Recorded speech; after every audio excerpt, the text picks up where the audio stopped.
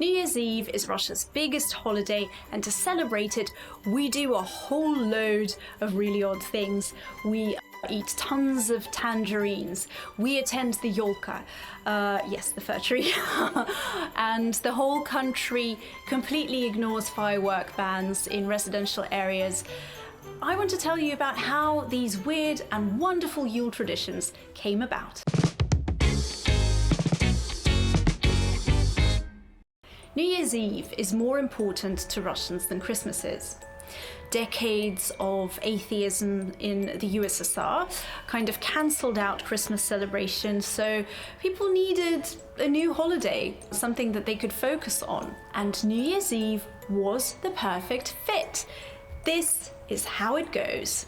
A decorated fir tree with presents underneath, a rich festive table, Olivier salad and sparkling wine, a splitting headache and a hangover, 10-day-long holidays in January, the president's New Year's address, and Soviet films on every channel.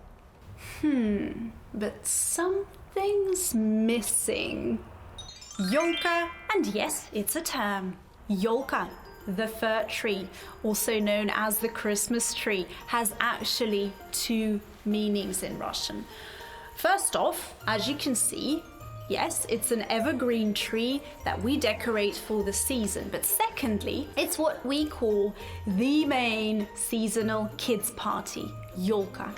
New Year's Eve wasn't very popular in early Soviet years. The celebration was considered slightly too bourgeois, but it grew in popularity towards the mid-30s.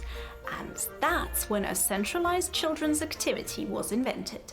Tavarishi would get together and put together an ideologically appropriate show with singing, dancing, and even gift-giving for small children. Kids would wear their nicest clothes or carnival costumes and prepare songs, poems that they could recite, sometimes dance little dances, and all of this was and still is called a Yolka. Yolka can be relatively private, held in preschools, for example, for a smaller audience, or a Yolka can be huge, like Russia's biggest Yolka, held in the Kremlin, with celebrities performing and swanky gifts. Much has changed over the years, of course, but one thing stays the same, and that's costumes, wearing carnival costumes, I mean. Soviet children, they used to dress up as doctors, cosmonauts, sometimes even as the Constitution of the USSR. Yes, that happened. Modern kids here in Russia are most often seen as bunnies, snowflakes, and, well, has to be mentioned, sometimes Vladimir Putin. Tangerines.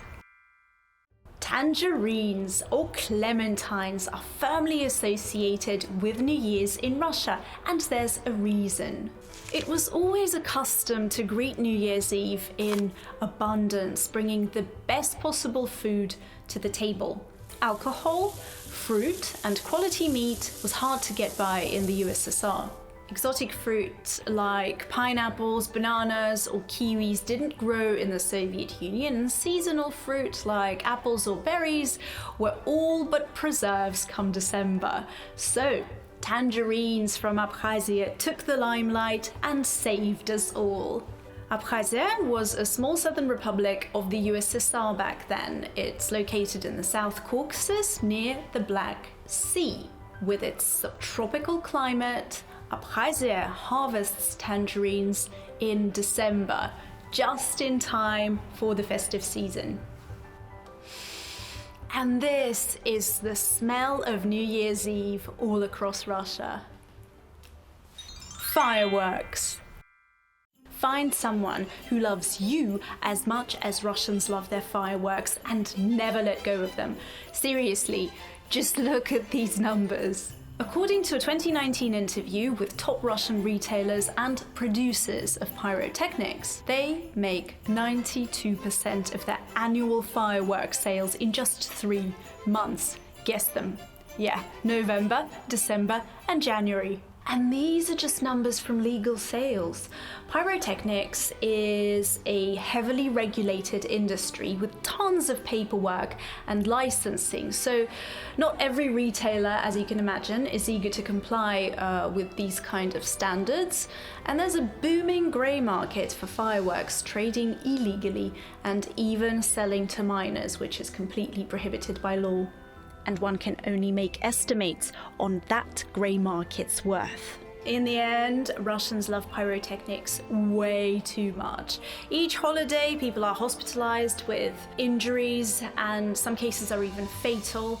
But even when limbs stay intact, sleeping on a New Year's night is not an option. Fireworks will go off until sunrise, scaring pets and small children. Mind you, it's illegal to set fireworks off near residential buildings.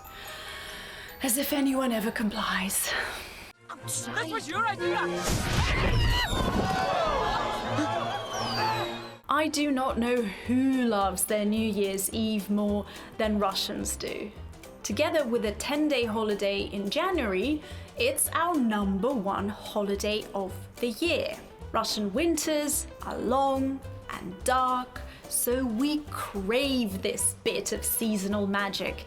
And let's be honest, a 10-day reset before the start of a new year is a great way to recharge. I love my 10-day holidays, really looking forward. Literally, I just hope that next year will be a little bit less extreme. I think we all deserve a bit of kindness. Happy New Year to all of you. I hope it goes well.